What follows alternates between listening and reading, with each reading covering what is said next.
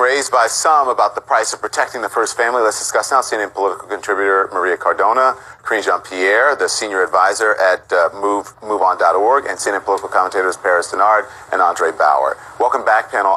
Maria, you just heard Tom Foreman lay it out. Between the First Lady living in New York to weekends in Mar-a-Lago, the cost of protecting the first family could be epic, but that has always been the responsibility of the Secret Service. So is there anything different now? Well, there is a couple of things different here, Don. First of all, hypocrisy, which is nothing new when it comes to the Trump administration. He's full of hypocrisy day in and day out. He not only lambasted President Obama every time he would go on a trip saying that it's taxpayer money, how shameful it is, that he doesn't spend enough time at the White House, that he's golfing every weekend. And in 2015, he gave an interview to The Hill where he said if he became president, he would rarely leave Washington, rarely leave the White House. So we now see that that is absolutely not true. The second thing I think that is a big issue, especially for Trump and his family, is the fact that he has 4 adult children that also need protection whenever they travel. And that's fine. Like you said, that is something that happens. It is what it is. We have to protect the first family, all of it, including the adult children. But when the adult children are out on business trips, making deals, closing deals, and making themselves rich while taxpayers are paying for it, that is a completely different thing. Let me bring the other panelists in here because we have short time. Andre, the Washington Post reports that the Secret Service hotel bill for Eric Trump's trip to South America last month was nearly $100,000. Both the President Trump's grown children heading to a golf course opening in Dubai this weekend. Any concern you think the Trump family's personal business and lifestyle costing taxpayers a lot of dough? Well, you know I'm a fiscal conservative, and so yes, when I heard just a minute ago in your story that 300 people travel with the president, to me, no matter if it's a Republican or Democrat, that seems excessive to me, and somebody ought to look into ways to save money. I think the first family needs to be protected no matter who it is, and we could argue, look, Bill Clinton bills the United States government to have Secret Service on his property, which to me seems a little bit crazy. It's illegal, but he's the only person to ever do it.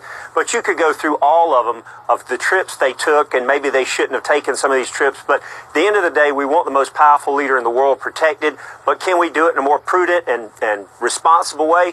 Hopefully so, and hopefully somebody within this administration will look at it and say, here's where we can save some money, because at the end of the day, the taxpayers are footing an extremely large bill. Yeah. Karine, you say this is hypocrisy?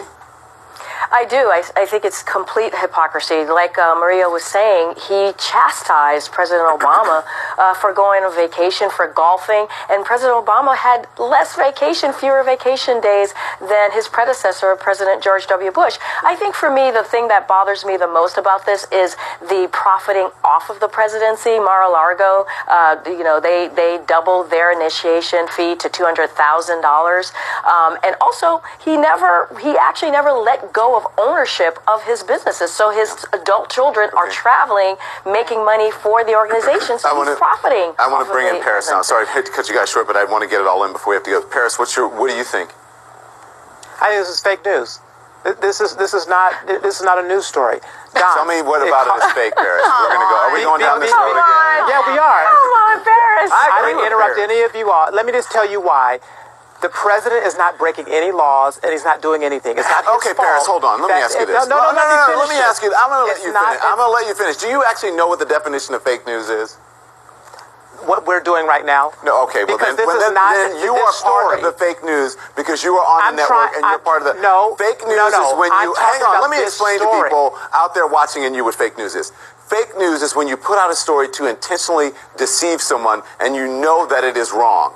I don't know of anyone who has put out a story in the mainstream media that I can think of right now to intentionally deceive anyone. Now, people get things wrong. Sources sometimes come up empty, but no one that I know has put out anything to intentionally deceive someone.